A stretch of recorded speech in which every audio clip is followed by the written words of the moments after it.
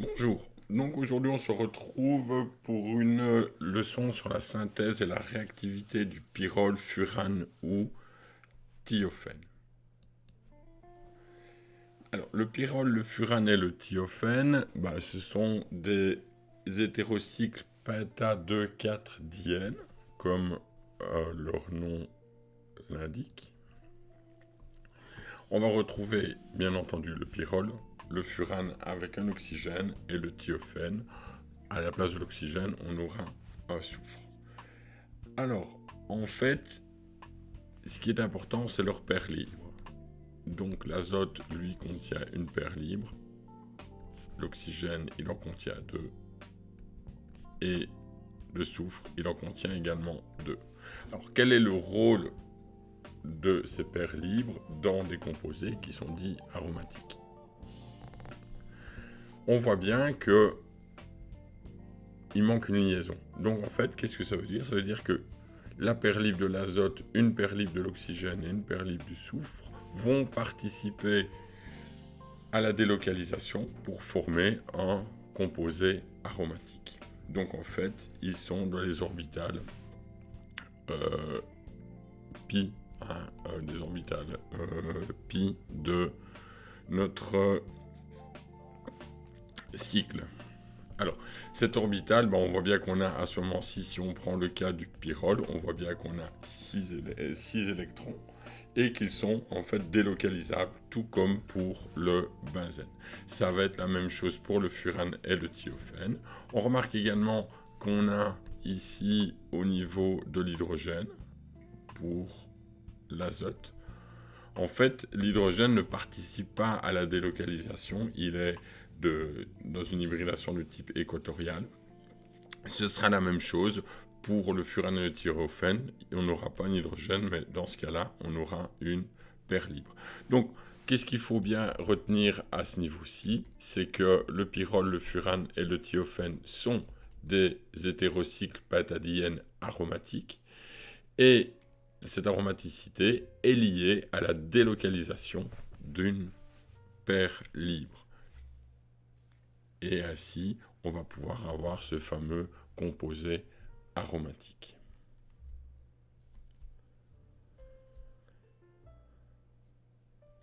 Alors, on va tout de suite rentrer dans le vif du sujet avec les choses qui fâchent. Ce sont les formes de résonance du pyrrole.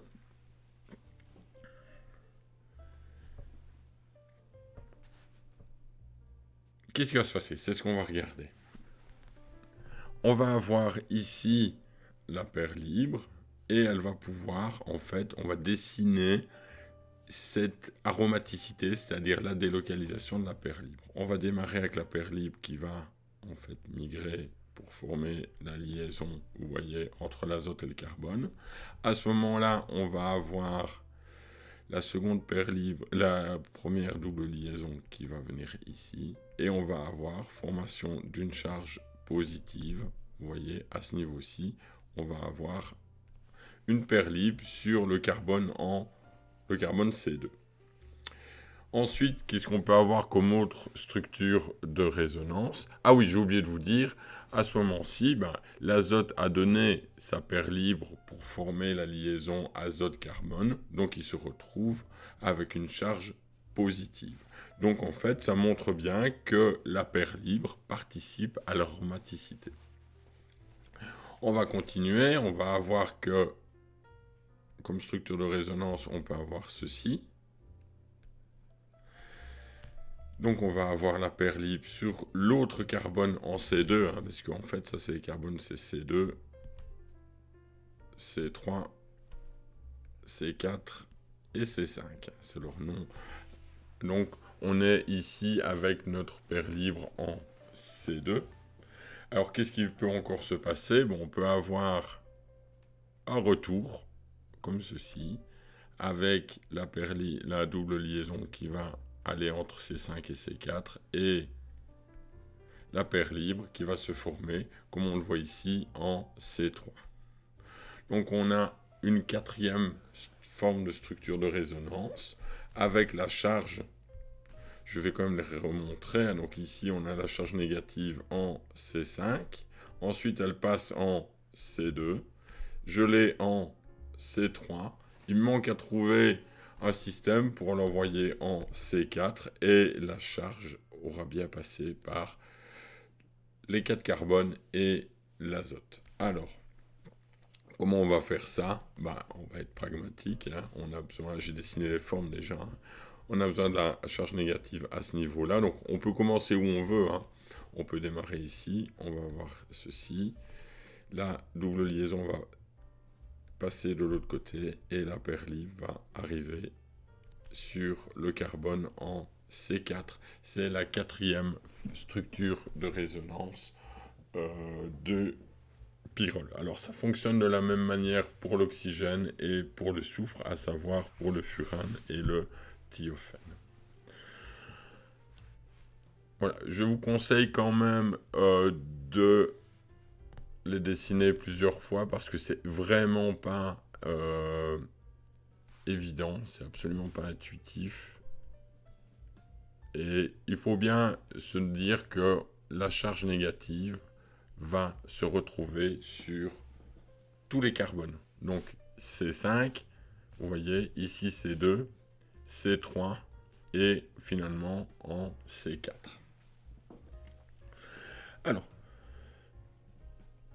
la notion d'aromaticité, en fait, elle va dépendre de la facilité avec laquelle notre hétéroatome va accepter de pouvoir donner sa paire libre au système aromatique.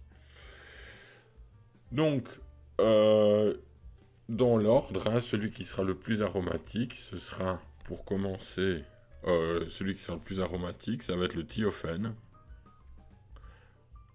Alors, je vais le dessiner, voilà, je vais me mettre comme ça, ce sera mieux. Voilà. Comme ceci. Oui, j'aurais pu faire mieux. Donc on a le thiophène, qui est plus aromatique que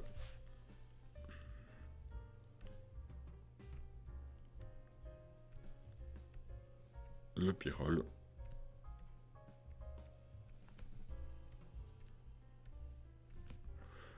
Et qui est plus aromatique que, je vais y arriver, voilà,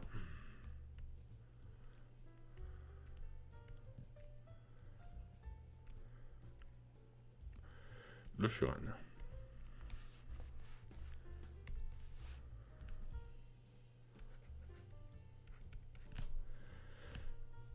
Comme ceci.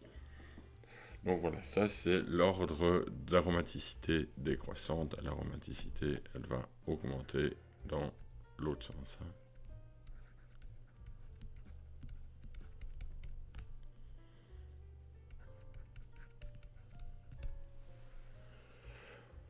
Alors, oui, je l'ai fait, voilà, j'avais oublié que j'avais ça sur mes feuilles. Il est noté, mais dans l'autre sens. Donc on voit que l'aromaticité va dépendre, va varier suivant les composés qu'on va retrouver. En fait, ça va dépendre de l'hétéroatome qui se trouve dans le cycle. Alors, la question c'est comment on peut synthétiser ce type de composé, et on va, pour ce faire, utiliser la synthèse de Pal-Knorr. Et il y a bien entendu différentes variantes sur cette synthèse de Pal-Knorr. Et on doit partir en fait d'un composé gamma dicarbonylé énolysable. Donc c'est ceci, hein. Donc on est sur un composé dicarbonylé, donc on a deux fonctions carbonyles, on en a bien une ici et une ici. Et en fait, qu'est-ce qu'on va faire? C'est des réactions sur le carbonyle, hein. On va les faire réagir soit avec une amine, soit avec du P2O5 ou soit du P2S5 pour former nos hétérocycles. Ici, j'ai dessiné un furane. On peut obtenir bien entendu un pyrrole ou un thiophène. On remarque également que on se trinque-balle des substituants ici en C2 et en C5. Donc il y a plein d'autres systèmes pour les former, c'est les premiers et les plus connus.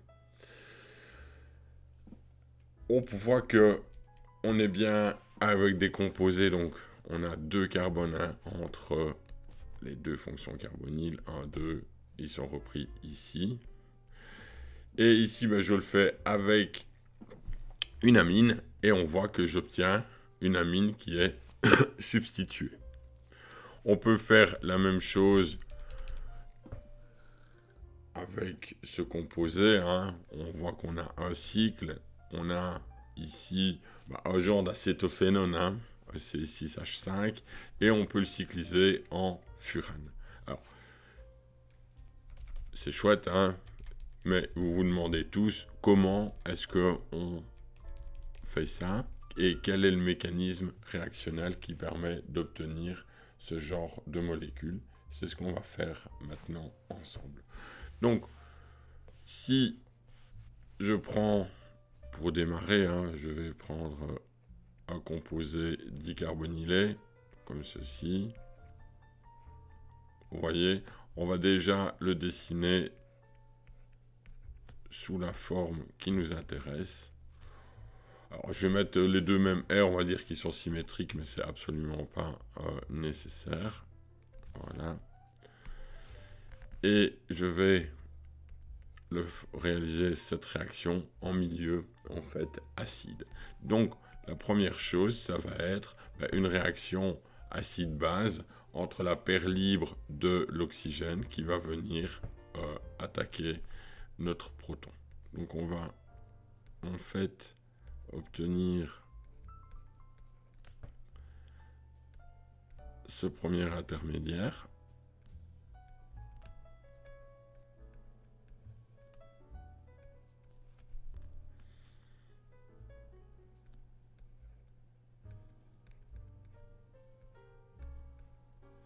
Comme ceci. À ce moment-là, qu'est-ce qu'on va avoir? En fait, on va faire un appel d'air. On pourra dire qu'ici, on va produire un petit delta plus tranquillement. Et à ce moment-là, il y a une attaque qui va arriver sur ce carbone. Et on va avoir un déplacement de la liaison pi pour reformer la paire libre de l'oxygène qu'il a perdu lors de sa réaction avec le proton. Alors, on va dessiner ce qui résulte... Ah, j'ai réussi ma flèche.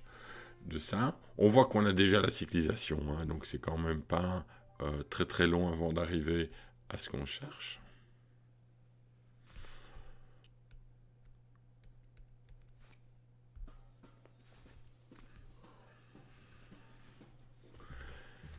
Alors, on va avoir ceci, on va redessiner correctement ce que l'on veut.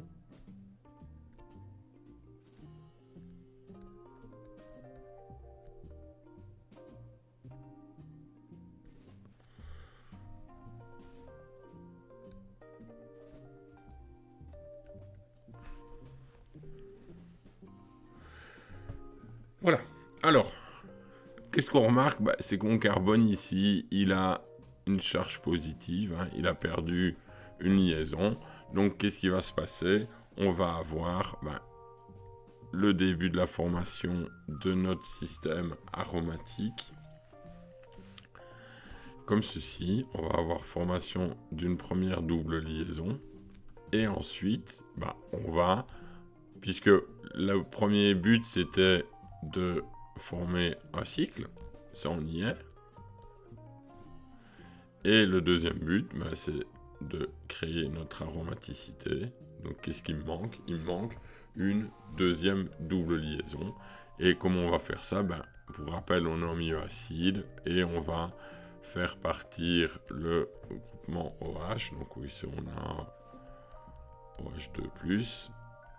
Et c'est nickel, il va pouvoir à ce moment-là partir. Je vais reprendre mon verre, c'est quand même plus joli. On va avoir des parts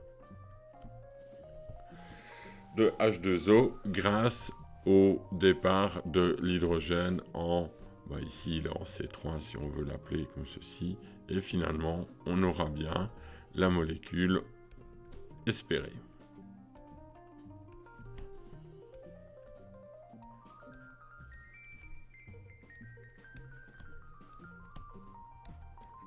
Et voilà.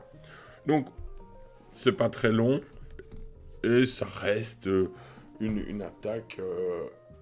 En fait, on forme des énolates, des énols, sur un composé dicarbonylé gamma.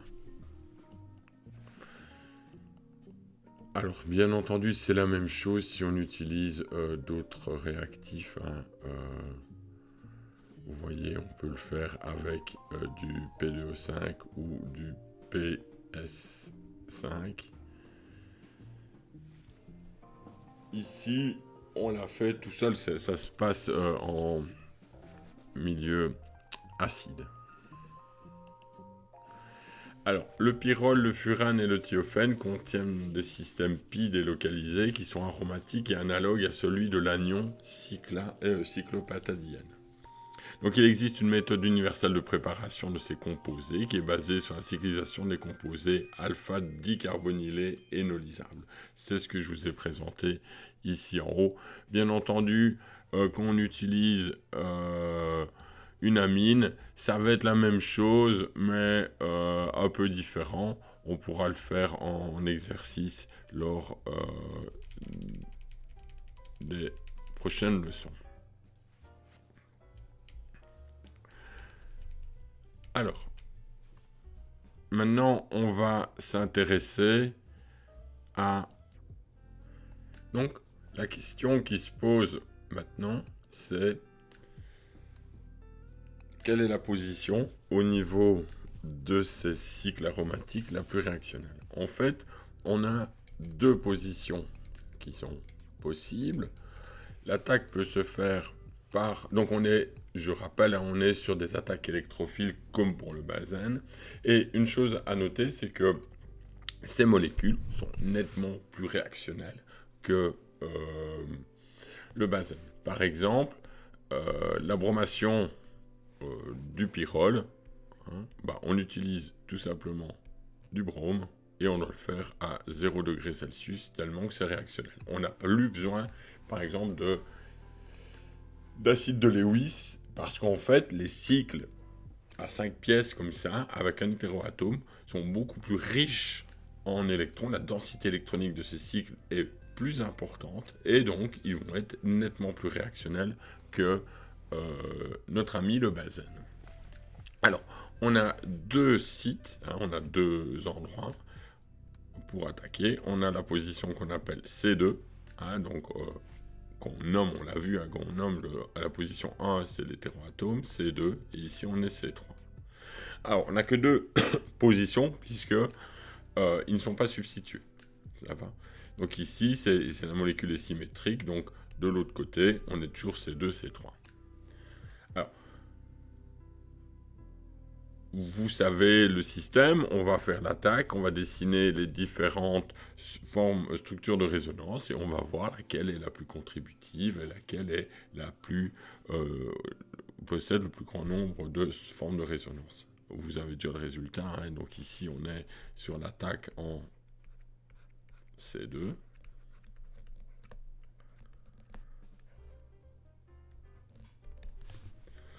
Et j'ai décidé de faire une bromation. Donc, la première chose, c'est que la liaison ici va venir attaquer le brome et je vais avoir une charge positive au niveau du carbone en C3 et une liaison carbone-brome au niveau du carbone en C2. Ensuite, je vais avoir des délocalisations, donc une première structure de résonance et une seconde avec ma charge positive en C2, mais de l'autre côté. À ce moment-là, la paire libre de l'azote peut venir participer et j'ai j'ai en fait j'ai oublié mon H moi ici, voilà. j'ai la charge positive qui est sur l'azote. Et ça va être la forme la plus contributive, hein, puisqu'ici on a 3 structures de résonance.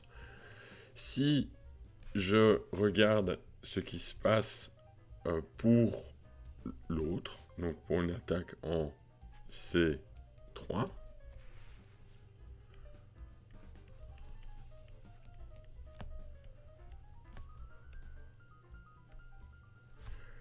je vais avoir la même chose, hein. Je peux faire comme ça, hein, mon brome, je vais avoir l'attaque à ce niveau-ci, et je vais former ma liaison, mon brome en C3, à ce niveau-ci. J'ai ma charge positive, et qu'est-ce qui peut se passer? En fait, ici, ma double liaison ne peut pas participer à la délocalisation, à la stabilisation de ce cation. La seule possibilité, c'est en fait de faire intervenir la paire libre de l'azote. Donc ici, je n'ai que 2 structures. D'où l'attaque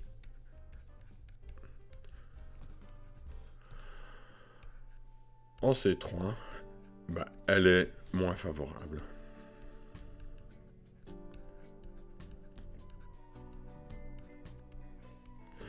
Ça ne veut pas dire que l'attaque en C3 n'aura pas lieu, mais c'est pas celle qui va apparaître, c'est pas la forme qui va être prédominante lors des réactions. Alors, qu'est-ce qu'on peut avoir comme électrophile? Alors, on peut faire par exemple des nitrations. Donc, excusez-moi. Si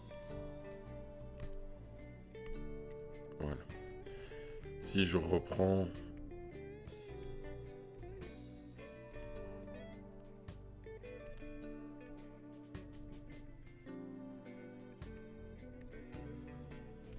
un pyrrole comme ceci,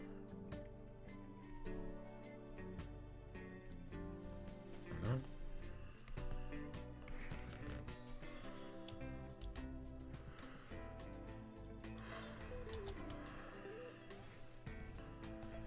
Si je prends un pyrrole comme ceci et que je le fais réagir pour réaliser une nitration, je dois utiliser un réactif un peu bizarre.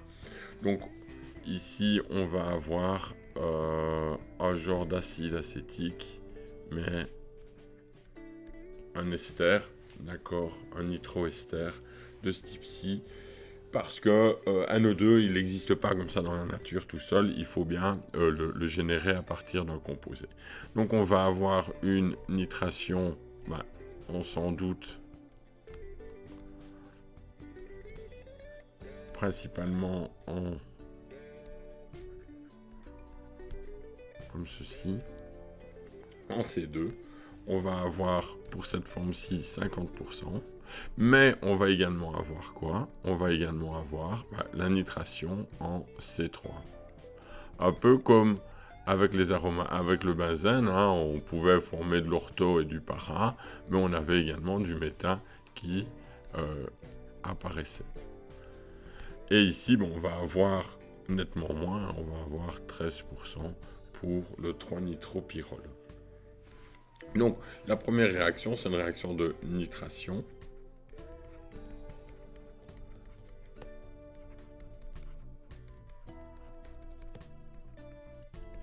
Et on va utiliser comme réactif un ester acétique, nitroacétique. Alors, je l'ai montré pour la bromation, je vais quand même le remontrer. On peut également faire des chlorations. Ici, c'est assez simple. Alors, je tiens à dire que dans la chimie hétérocyclique, il y a moins de grands principes que... non, je vais mettre un oxygène. Que pour le benzène. Les réactions sont particulières à chaque hétérocycle. Donc c'est difficile de tirer des grandes conclusions. C'est vraiment du cas par cas. Et ce qui rend cette partie de la chimie assez lourde à étudier. Alors, ouais, sur la tablette graphique, c'est jamais évident de dessiner correctement toutes ces choses-là. Donc, la chloration, c'est comme pour la bromation. J'ai un rendement pour le furan de 64%, ce qui est quand même relativement intéressant. Alors, une autre chose, on peut faire des acylations. Ça, c'est vraiment intéressant.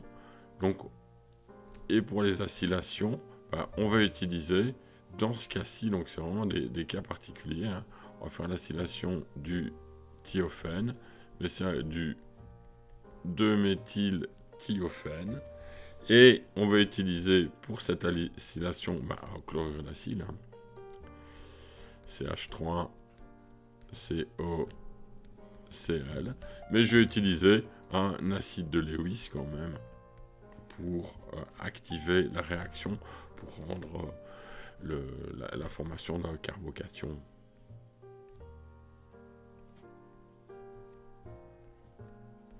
Comme ceci. Et on a le soufre ici.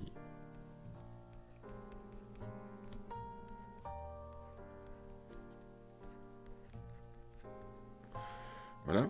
Avec un rendement qui n'est absolument pas négligeable, on a un rendement qui arrive à 54%. Donc, ce sont des exemples, d'accord, mais maintenant vous êtes au courant qu'on peut faire des nitrations, qu'on peut faire des halogénations et qu'on peut faire des réactions d'acylation sur les cycles aromatiques, les hétérocycles aromatiques à 5 pièces.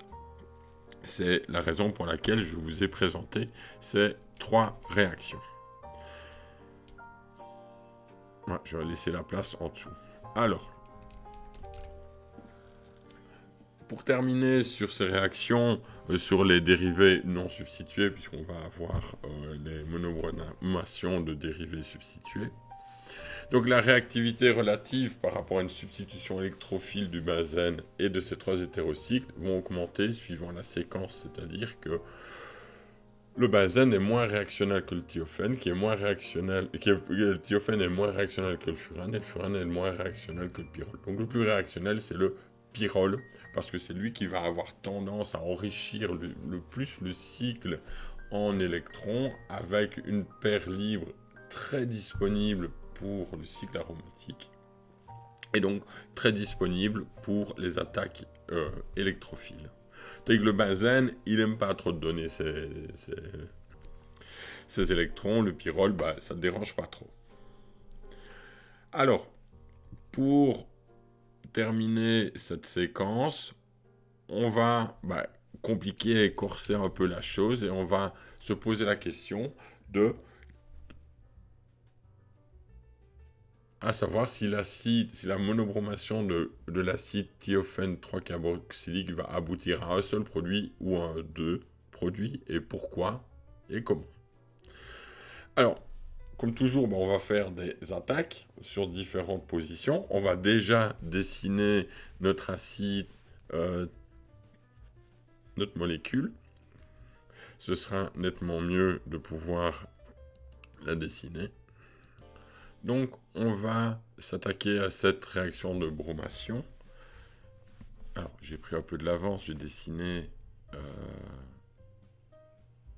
structure de base, comme ça sera moins long. Donc, j'ai une bromation, ici BR2. Je vois que ma position en C3, elle est occupée par un acide carboxylique. Donc, l'acide carboxylique, il va défavoriser le passage d'une charge positive en C3, puisqu'il est déjà désactivant sur le cycle aromatique. Donc c'est parti. On va, la première chose, dessiner notre attaque, du brome ici. Donc j'ai bien une attaque comme ceci. Et j'ai toujours cette double liaison ici. Qu'est-ce qu'il apparaît ? Il apparaît une charge positive comme ceci en C3. Alors, ensuite, qu'est-ce que je peux avoir ? Je vais avoir cette première structure avec ma charge positive ici. Et ensuite, je vais avoir ma paire libre qui va venir comme ceci pour obtenir cette forme de résonance avec la charge positive sur le soufre. Donc on remarque déjà que ma charge positive passe par le C3. Alors, est-ce qu'il y a moyen, en C5, de ne pas passer par la charge positive en C3, puisque c'est défavorable, hein. C'est ce qu'on va faire. Allez, c'est parti. BR2. Voilà. Et bah, je vais faire ma flèche comme ça. J'attaque ici, hein, puisque je rappelle que C5, c'est ici. Donc, je vais avoir mon brome à ce niveau-ci. Ouais, je vais pas laisser assez de place, moi. Comme ça, c'est pas grave. Et je vais avoir, je vais le mettre en rouge, ça se voit mieux, ma charge positive à ce niveau-là. Ah, et ça sort déjà mieux, hein. Voilà.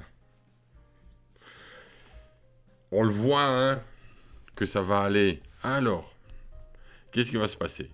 Je vais avoir cette première forme de résonance, ma double liaison au fond du cycle, avec ma charge positive qui est repassée en C2. Donc C4, C2. Ensuite, je vais avoir quoi? J'en ai deux, hein, enfin, on s'en fout de la deuxième, elle n'est pas dans le cycle. On va avoir cette structure de résonance pour obtenir notre charge positive sur le valeureux soufre. Donc, on a, dans les deux cas, attaque C5, attaque C2, on a 3 structures de résonance, mais il y en a une qui est plus défavorable que l'autre, c'est l'attaque en C2, parce qu'en fait, la charge positive passe sur le carbone en C3, et donc est très défavorable, dû à la présence d'un groupement acide carboxylique, tandis que l'attaque en C5 est nettement plus favorable, puisque la charge positive passe en C4, en C2, mais pas du tout en C5. Voilà, j'espère que c'est relativement clair. Vous avez quand même les notes de cours avec un peu des informations un peu différentes. Merci pour votre écoute et à bientôt.